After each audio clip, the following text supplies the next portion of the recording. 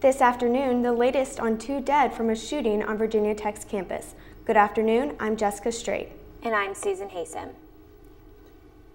In breaking news, a Virginia Tech police officer and another person were shot and killed on the school's campus. The gunman is still on the loose at this time. Virginia State Police and local police from as far away as Buchanan are on the scene. State police have closed off the rest area just north on Route 81. The university has canceled exams and is advising everyone to stay where they are and to stay indoors. We spoke to Virginia Tech student Karishma Talani, who let us know what the mood is like in Blacksburg.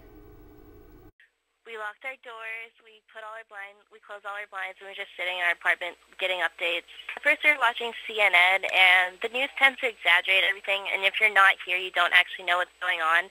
And they give a biased report of it, and we're all pretty calm right now. Blacksburg City and Montgomery County schools are all closed and the students have been sent home. A group of Washington and Lee engineering students were on the Virginia Tech campus at the time of the shooting, but have returned back to Lexington safely this afternoon. Continue to follow our coverage on our website at rockbridgereport.washingtonandlee.net. 6 Rockbridge County roads are still closed after heavy rain brought flooding to the Lexington and surrounding area. Floodwaters have blocked portions of routes north of Lexington, including 624 and 751, as well as routes 670 and 674 to the west. Weather.com reports that 1.8 inches of rain fell yesterday. It was the biggest single-day rain event of the year. VDOT spokeswoman Marshall Barnhill said no damage has been reported, but she does not know how long it will take to clear the roadways. Officials believe all roads should be reopened by the weekend. The Lexington Skateboard Park is now closed. Rockbridge reporter Chelsea Stevenson says the park is in disrepair. For over a decade, locals enjoyed the Lexington Skate Park. The city shut down the half pipes and ramps 2 weeks ago because of its condition. At this point, it's just, they're too far gone, they're too dangerous, and we need a group of volunteers to step forward and help with this. Volunteers originally built the skate park. The city is exploring the option of adding professionally made ramps and other equipment, but the park's users will still play an important role in its reconstruction. Contribute money, I'll help with the labor, anything, breaking it down, whatever they need me to do. While the city's budget is tight, Lexington hopes to match dollars raised for the park's revival. The cost could go anywhere from $50,000 on up. I mean, you can spend almost as much as you want depending on what you want to do with the skateboard park. Harvey Halseth says she's giving herself a year and a half to raise money for the park. I've already been in touch with some of the original users of the skate park 15 years ago that are now 30-something years old and have jobs all over the country, and they are going to be working with us in fundraising. Although skateboarders say the park's usage has declined, no one wants to see this family gathering place in its current state. For the Rockbridge Report, I'm Chelsea Stevenson. You can find out more about the Lexington Skate Park tomorrow afternoon. City officials and citizens will meet at 3:45 at the skate park. The Rockbridge County Emergency Communication System needs multi-million-dollar upgrades. Lexington and Buena Vista must pay for the upgrades to meet federal standard and have 2 options available. A $20 million option that would add 22 additional towers, or a $6.7 million option that would provide a short-term fix and require more upgrades in 5 years. If the switch is not made by January 1st of 2013, the communication system may be shut down or the locality sanctioned. I believe everybody agrees that we should do the project to the best of our ability, but what they don't want to do is spend $28 million. Stay tuned after the show for Rockbridge reporter Courtney Ridenauer's interview with Robert Forsman. The number of foreclosed homes in the county is less than the national average, but this year, real estate broker Dennis Howe has already sold 51 foreclosed homes. Usually he sells 6 to 8. Howe says that 80% of the homes he has sold in Buena Vista are foreclosed in Lexington. Only 10% are foreclosed. The 2009 housing downturn has hit the area at a slower rate, but that means that any local market revival will take longer. Coming up, Rockbridge reporter Colleen King takes a look at how immigration issues are impacting Virginia.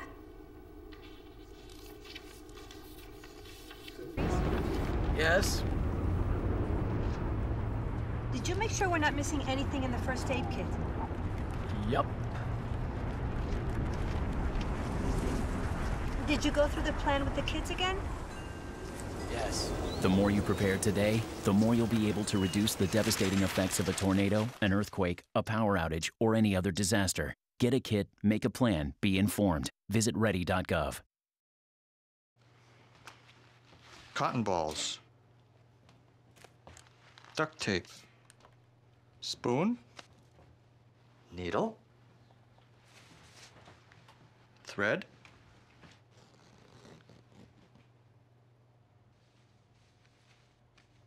Scalpel. The smallest moments can have the biggest impact on a child's life. Take time to be a dad today.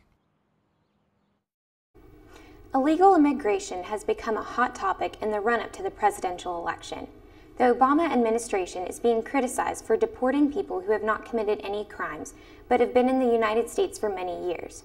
Rockbridge reporter Colleen King has more. Like many immigrants, Sandra Valencia has found herself in hot water with ICE, Immigration and Customs Enforcement, despite having no past criminal record. Valencia of Danville came to the United States from Mexico 26 years ago when she was 6.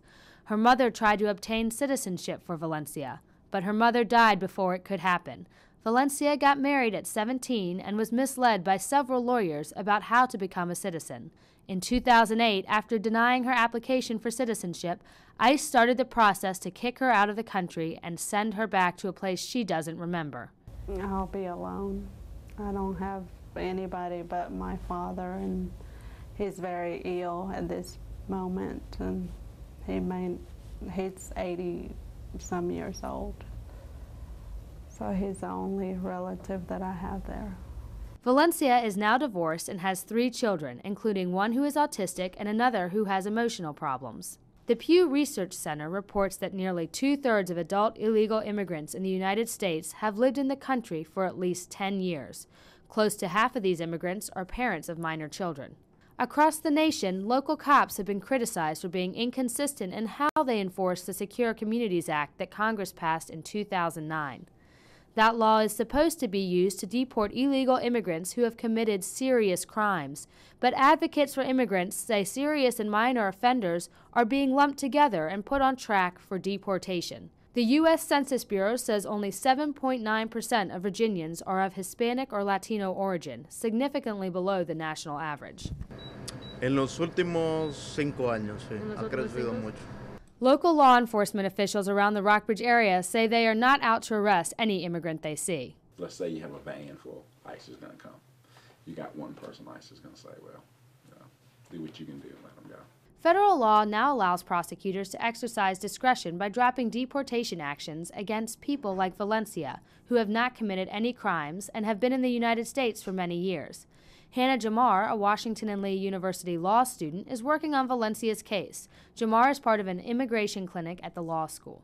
Basically, she's been like a good citizen, a good member of the community, but the entire time she's been here, she hasn't been, she doesn't have like a green card or anything like that. Stopping deportation takes a lot of time and proof. Like, imagine if someone said to you, prove to me you've been somewhere for the past 10 years. Like, imagine all the papers you have. Or all the papers you don't have. Last week, Valencia had a hearing in Arlington. She and her lawyer presented more than 600 pages to show that she's been an upstanding member of the community, but the hearing lasted only a few minutes. A hearing officer told Valencia and her lawyer that their request to cancel the deportation would be considered. Their next hearing date is February of 2013.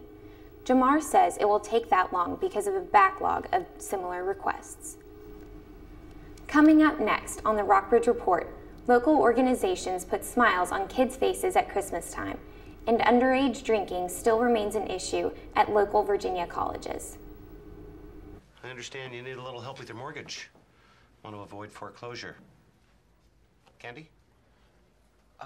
Well, you know, you're in luck. We're experts in this sort of thing. Mortgage, rigmarole, whatnot. Why don't we get a contract? Who wants a contract? I don't. Here you go, Pete. Thanks, Betty. Right a toner. If you're facing foreclosure, talk to the right people. Speak with HUD-approved housing counselors free of charge at 888-995-HOPE. Yes, ready.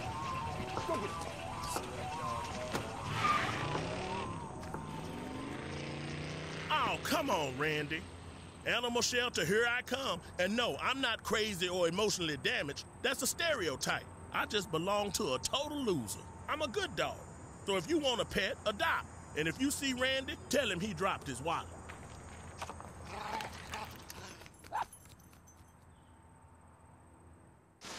So, are you going out tonight? I can't. My parents say I have to be home right after work. That's so gay. Totally gay. Ugh, that is so Emma and Julia. Why are you saying that's so Emma and Julia?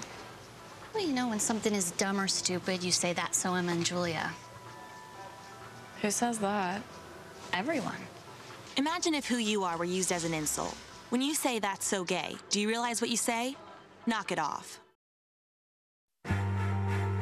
Coming home can be hard if you're a veteran of Iraq or Afghanistan. You may feel like you're all alone, but you're not alone. At IAVA.org, your fellow vets are all around you.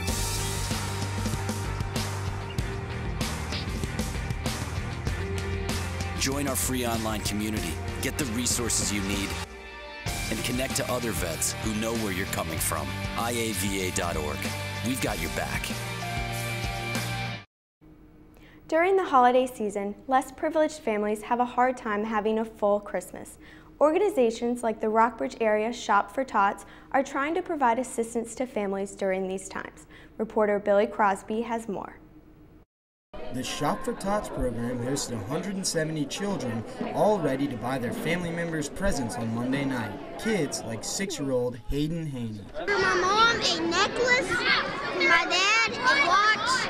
For my little sister, a necklace.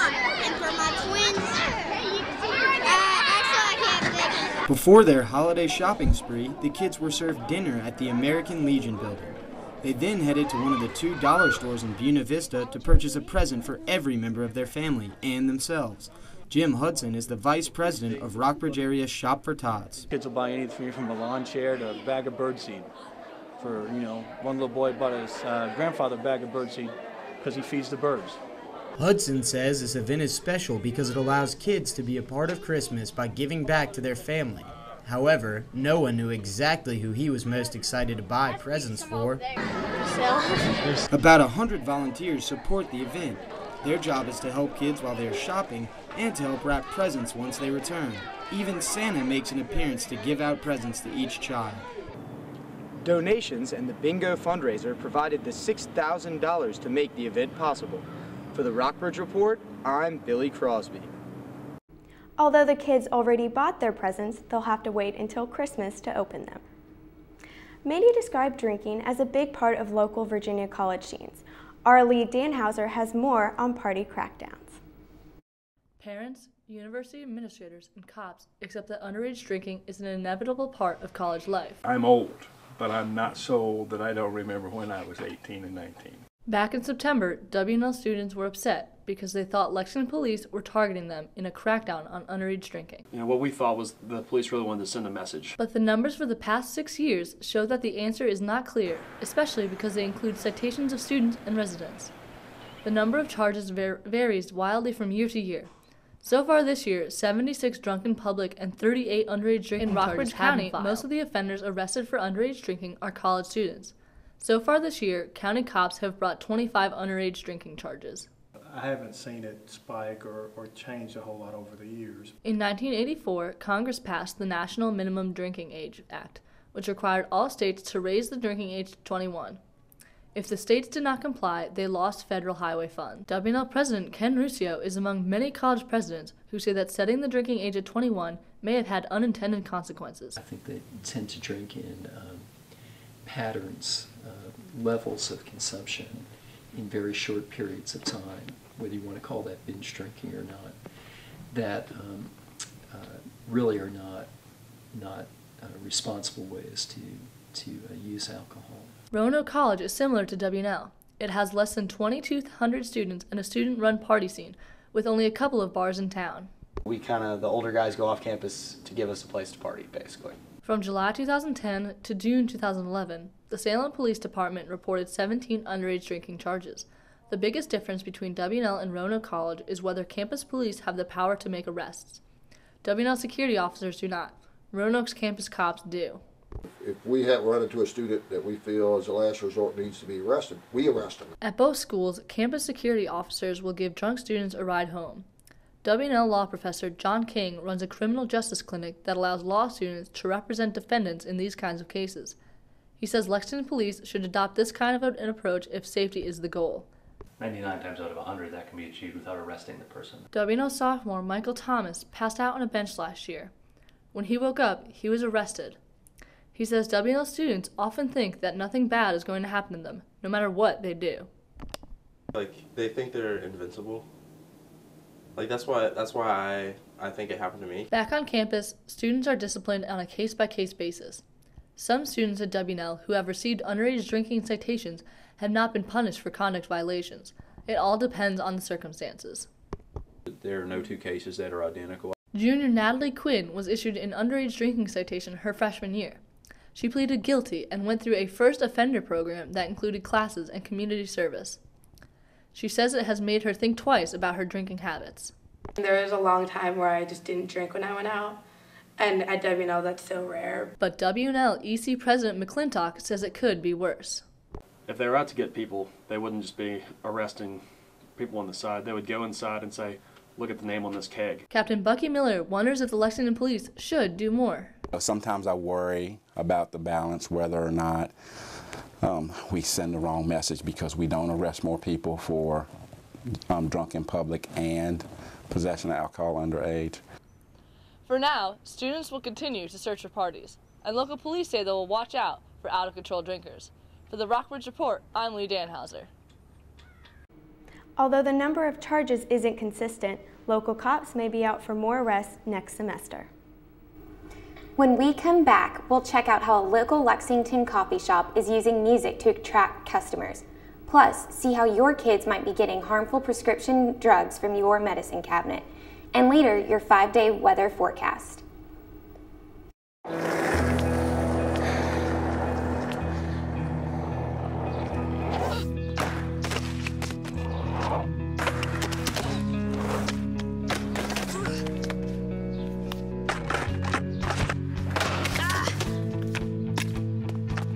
Learning how to kickflip 6 stairs takes determination. So will getting into college. I've got what it takes. So do you.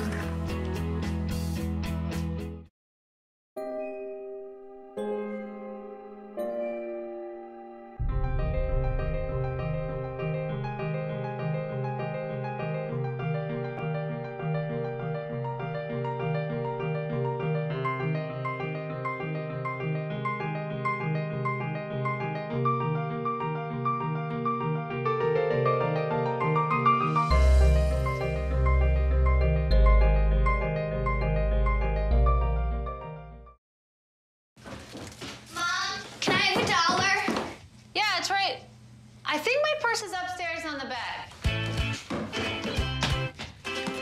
It's not here. Check the dining room. No. What about your sister's room? It's not there either. The upstairs closet? The downstairs closet? There are no more closets. Moms everywhere are finding ways to keep kids active and healthy. Get ideas, get involved, get going at letsmove.gov. Did you know that getting up and getting active for just 60 minutes a day is all it takes to help you get stronger, look better, and feel great? Or that fresh fruits and veggies aren't just healthier and crunchier, they can taste better too? Eating better and getting more active is easier than you think. Yeah! Keep watching for some fun and easy ways to discover the magic of healthy living in your life. America. Let's get healthy together!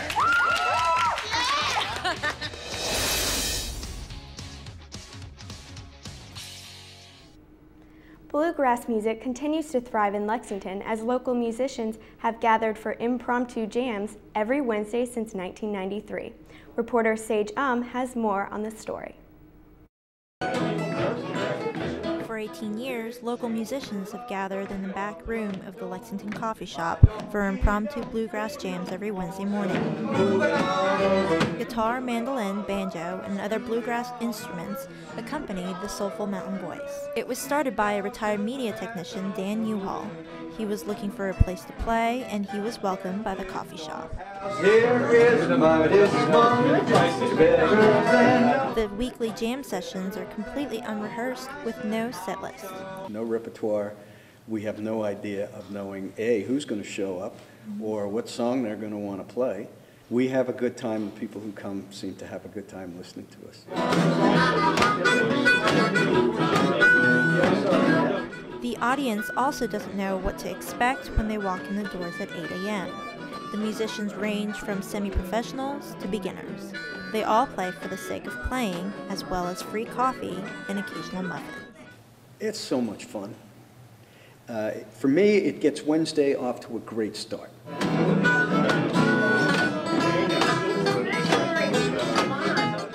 Burdett says the acoustics of the Batten are also ideal for such small bluegrass jams. With a tin ceiling and wooden floors, the room brings out the deep sounds of the bass while balancing the harmonica and the banjo. But there's also the hope that things will get better. The bluegrass music scene of Lexington and Rockbridge County will continue to play in the back room as long as musicians continue to gather each week. For the Rockbridge Report, I'm Sage Rain or shine, these musicians meet every Wednesday morning at 8 a.m. in the back of the Lexington coffee shop. Prescription drugs may come from doctors, but that doesn't mean they're always safe. Misuse of prescriptions is so common that the DEA has labeled it the #1 drug problem in America. Rockbridge reporter Melissa Powell has more on local efforts to fight this growing problem. Doctors, pharmacists, and police officers say more and more teenagers are getting into their parents' medicine cabinets, experimenting with old prescriptions, and getting hooked. The Centers for Disease Control says 1 in 20 people reported using prescriptions not prescribed to them. You know, you've got young teenagers who can get hold of pain pills and sleeping pills and all other kind of legal drugs, and they use it and they don't understand it. In 2008, prescription painkillers killed nearly 15,000 Americans. That's why community groups like Rockbridge Area Community Services are organizing drug takebacks to clear out old medicine cabinets. There is a very general feeling, it's just consider it a social norm here, that you keep what you get because you don't know when you're going to need it, and meds are expensive. At their takeback in November, RACS representatives and Lexington Police Captain Bucky Miller handed out poison control information to those who dropped off prescriptions, asking no questions about what they brought. One reason drug takebacks have become popular is because most pharmacies are not licensed to dispose of old prescriptions. Of course, we have to, if we take them back like that, we have to go through regulations and pay to have them destroyed. 39 people came to the 4-hour event held outside of Lexington's Walmart on November 12th. RACS collected 107 pounds of drugs, filling 5 large trash bags. Everybody's saying that they're glad that we're doing something like this. It's been needed for years. They've been holding prescriptions. I'm Melissa Powell, reporting. Rockbridge Area Community Services is adding other programming to protect young people from prescriptions. This winter, prescription lock boxes will be available so concerned parents can keep their children safe. It will be a clear but cool weekend here in Rockbridge County as winter continues to draw near. Tomorrow, the mercury will climb to a high of 51, but drop down to an overnight low of 29. Saturday will be chilly, with the high not expected to climb past to the high 30s, and Saturday night we'll see a low of 23. The sun will be shining Sunday, but don't expect warm temperatures. Highs will be in the low 40s and the lows again in the mid-20s. The sun will continue to shine as we move into next week with a high of 49 on Monday and 51 on Tuesday.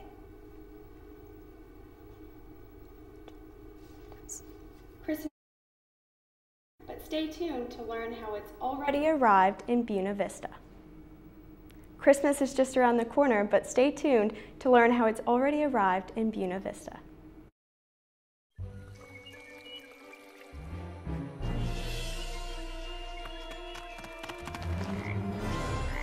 Let's turn over this log. Yeah. Whoa! I like the big black ones. I like the brown wiggly ones. I like the green crunchy ones myself. Whoa. Get out and explore nature. There's surprises everywhere. Go to discovertheforest.org. Anyone up for dessert? The magical thing about using energy wisely is that anyone can do it. Turn off lights. Use energy-saving light bulbs. And turn off computers and game systems when not in use. Make a change and we can really fly. Grab a grown-up and go online to energy.gov/kids.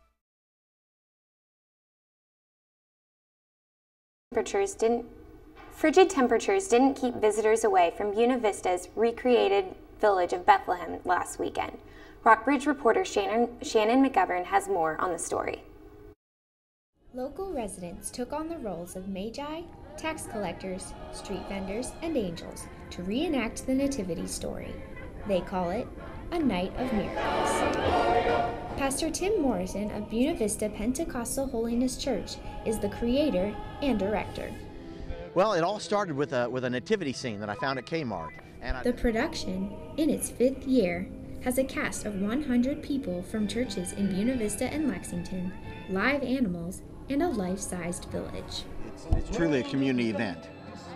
See the strange people that's come through here? Many of the actors have played their roles several times. For Sandra Simpson and Ruby Hammer, the reenactment is an expression of faith. We're not doing it for ourselves, we're doing it for the Lord. 17-year-old Mylea Webb loved the production the first time she saw it. And I was like, I want to be in it next year. And so they gave me this job as being the angel, and that's what I've been ever since. Mylea makes her entrance at the end of the act, smiling as she is lifted above the nativity scene on a small platform. But for this angel, flying is a challenge. It kind of helps me because I'm afraid of heights, and going up on a lift is high, but it's really fun. I like it. The village of Bethlehem will be open again this weekend from Friday to Sunday. For the Rockbridge Report, I'm Shannon McGovern. A Night of Miracles has become a holiday tradition and draws visitors from all over the county. Updating the Virginia Tech story, the gunman who killed a police officer is believed to be dead. Virginia Tech officials said on the school's website that a weapon was found by a second body in a parking lot on campus. It was not immediately clear if the second body was that of the gunman. Be sure to check us out online at rockbridgereport.washingtonandlee.net for more on the Virginia Tech story as it becomes available. Stay tuned for newsmakers after the show. That's all we have for you today. We'll see you next term and have a happy holiday.